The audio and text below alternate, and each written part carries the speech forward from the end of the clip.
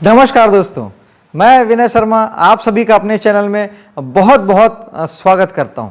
दोस्तों, बात करते हैं मीन लग्न की और राहु केतु के राशि परिवर्तन की। जी हाँ, 30 अक्टूबर को राहु और केतु अपनी राशि चेंज करके पीछे आ जाएंगे, यानी राहु और केतु वक्री चलते हैं, इसलिए राहु मेष राशि से मीन राशि में आ जाएंगे और जो केतु हैं ये तुला राशि से कन्या राशि में आ जाएंगे। अब इनको हम बेसिक समझते हैं कि राहु और केतु हैं क्या, जिससे आपको अपनी कुंडली में राहु और केतु की स्थिति को समझने में आसानी होगी। दोस्तों, राहु और केतु अपने से ठीक उल्टे हैं, 180 डिग्री के डिफरेंस में हैं और इनकी स्वभाव भी वैसे ही बिल्कुल अलग है। केतु केवल पैर हैं, उन्हें केवल चलना पसंद है, यानी केवल और केवल कर्म पसंद है, जबकि राहु केवल सर हैं, उन्हें सोचना पसंद है, विचार पसंद है, सपने पसंद है, भविष्य पसंद है, योजनाएं पसंद है। राहु मोह माया के कारक हैं और केतु विरक्ति और मुक्ति के कारक हैं। राहु भविष्य में ले जाते हैं जबकि केतु वर्तमान है। राहु आपको सपने दिखाते हैं जबकि केतु यथार्थ है। केतु योगी हैं, राहु भोगी हैं। भोगी यानी इस संसार में लगाना, मोह माया में लगाना, भोग में लगाना, इच्छाओं को पैदा करना, ये राहु का काम है। और केतु जो हैं वो अध्यात्म के कारक ग्रह हैं, मुक्ति की ओर ले जाना वैराग्य के माध्यम से, ये केतु का काम है। आपके लग्न में राहु आ जाएंगे या आ गए हैं तो राहु अब आपको थोड़ा सा दौड़ाने और भगाने का काम करेंगे, क्योंकि राहु जहाँ आते हैं आदमी को थोड़ा सा ज़्यादा वहाँ एक्टिव करते हैं। चूँकि लग्न आप स्वयं हैं, संपूर्ण कुंडली के 12 भाव आपसे जुड़े हुए हैं, इसलिए जीवन के सभी डोमेन में अब राहु आपको दौड़ाने और भगाने वाले हैं। राहु बेसिकली चिंता के भी कारक हैं, रुकावट के, बाधा के, अनैतिकता के, दुर्भाग्य के, सब चीज़ के कारक भी राहु होते हैं।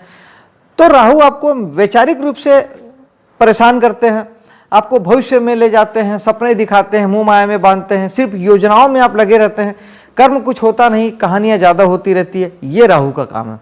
और विशेष तौर पे आप जो काम कर रहे हैं उसमें आपको भरोसा नहीं होता, आपको दूसरे काम या भविष्य की योजनाओं में, दूसरे चीज़ों में आपको आकर्षण लगता है, दूसरे के काम आपको अच्छे लगते हैं, दूसरे की कमाई आपको अच्छी लगती है, आपको लगता है कि आप जो कर रहे हैं वो सही नहीं है और आप वो काम करेंगे, फला काम करेंगे, फला काम करेंगे तो आपको ज़्यादा अच्छे रिजल्ट आएंगे, आपकी ज़्यादा उन्नति तरक्की होगी।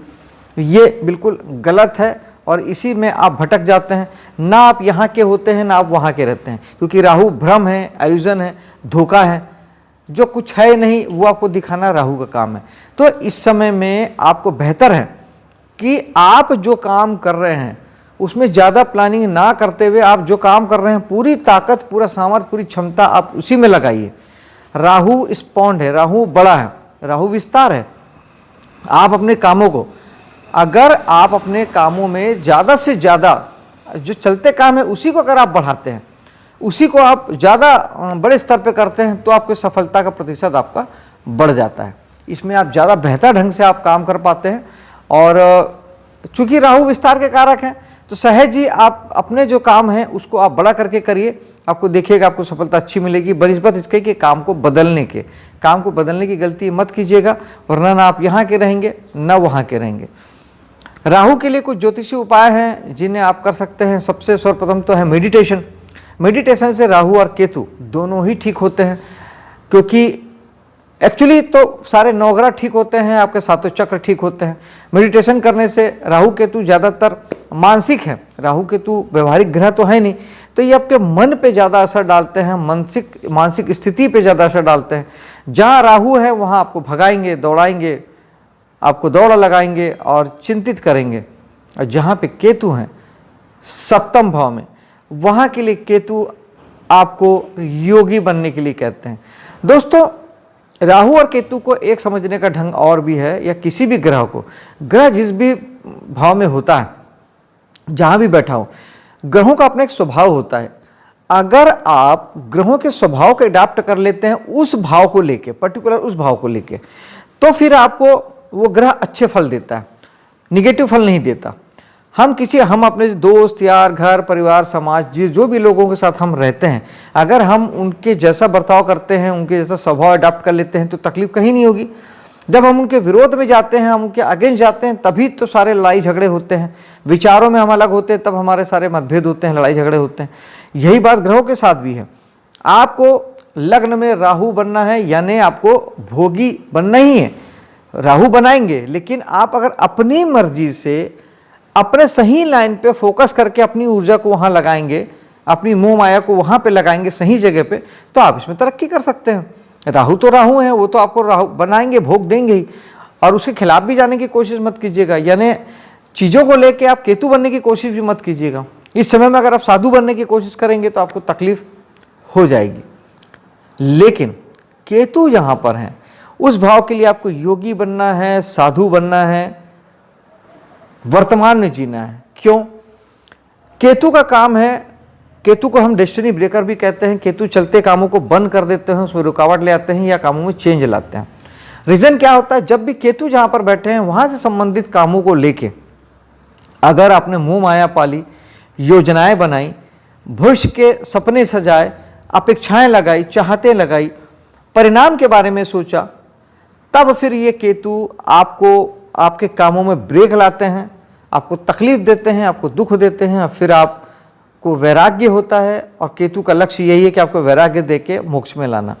लेकिन जब स्वयं से केतु जहाँ हैं, वहाँ के लिए अगर आप खुद वैरागी हो जाते हैं, अर्थ है कि केवल वर्तमान में जीते हैं, कर्म करते हैं। केतु के पास केवल पैर है, कर्म करते हैं, परिणाम की बिल्कुल भी चिंता नहीं करते, कोई भविष्य की योजना नहीं बनाते, कोई सपने नहीं सजाते, तब फिर ये केतु, जब आप पहले से ही अगर वैरागी हो गए हैं, तो फिर केतु आपको बनाएंगे क्या, केतु देंगे क्या?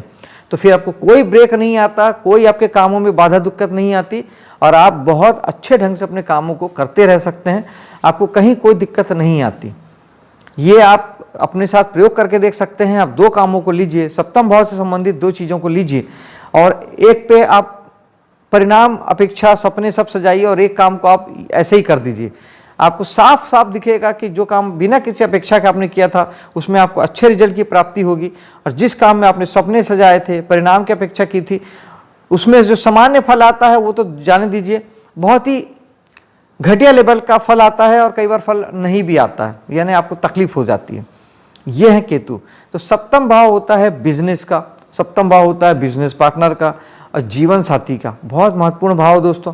आप किसी भी प्रकार के रिटेल बिजनेस से अगर आप जुड़े हुए हैं, और जीवन साथी की जहाँ तक बात है, तो जीवन साथी को लेके, रिटेल बिजनेस को लेके, या बिजनेस को लेके, बिजनेस पार्टनर को लेके कोई योजनाएं मत बनाइएगा अगले 1.5 साल। कोई भविष्य की प्लानिंग मत कीजिएगा। नो सपने, नो भविष्य, नो परिणाम, केवल और केवल कर्म। जहां आपने जीवन साथी से अपेक्षाएं लगाई, आपको बहुत तकलीफ होगी, और फिर केतु यहाँ पे आपको विरक्ति तक दे सकते हैं, आपको जीवन साथी से, बिजनेस पार्टनर से। और बिजनेस से भी यही स्थिति बनेगी। अगर आपने बिजनेस में बहुत ज़्यादा फैलाया, बहुत ज़्यादा आपने भविष्य की योजनाएं बनाई, परिणामों की, अच्छे परिणामों की अपेक्षा की, तो फिर आपको बिजनेस में भी यही चीज़ें होगी। केतु प्रॉब्लम्स देंगे, काम आपका बंद हो जाएगा, और आपको फिर दुख होगा, तकलीफ होगा, और फिर वैराग्य प्राप्त होगा। ये आप करके भी देख सकते हैं। और बेहतर होगा कि सप्तम भाव को लेके आप केतु बने, और लग्न को लेके, या लग्न जीवन के सभी डोमेन में आप सिंपली अपने आप को दौड़ाइए, किसी जगह पे अपनी ऊर्जा को लगाइए। तो जब राहु यूटिलाइज होते रहेंगे तो आपको तकलीफ नहीं होगी। बजाय इसके कि बहुत ज़्यादा वैचारिक होने के, ज़्यादातर योजनाएं बनाने के, उसमें आपको तकलीफ हो जाएगी, कष्ट हो जाएगा। केतु के लिए ज्योतिषी उपाय भी आपको मैं बता देता हूँ। सप्तम भाव से संबंधित कोई खराब फल की प्राप्ति अगर हो, तो आप केतु के लिए आप गणेश जी की साधना आप कर सकते हैं, और चेक प्रिंट के रुमाल आप दान में दे सकते हैं, खट्टे मीठे फल दान में दे सकते हैं, मंदिर में चढ़ा सकते हैं। और मेडिटेशन ऑलवेज बहुत अच्छा उपाय है, मेडिटेशन जरूर करें। और राहु के लिए आप सूखा नारियल बहते जल में बहाना एक बहुत अच्छा उपाय है, और जौ का दान एक अच्छा उपाय है। मेडिटेशन तो ऑलवेज अच्छा उपाय है ही, और माँ सरस्वती की पूजा राहु को ठीक करती है। दोस्तों, मेरे वीडियो को लाइक शेयर कीजिएगा, और मेरे चैनल को सब्सक्राइब जरूर से कीजिएगा, और बेल आइकन को दबाना बिल्कुल भी ना भूलिएगा। आपके लिए राहु केतु का गोचर शुभ हो, सफल हो, इसी कामना के साथ अब आपसे विदा लेता हूँ। जय हिंद, जय माता दी।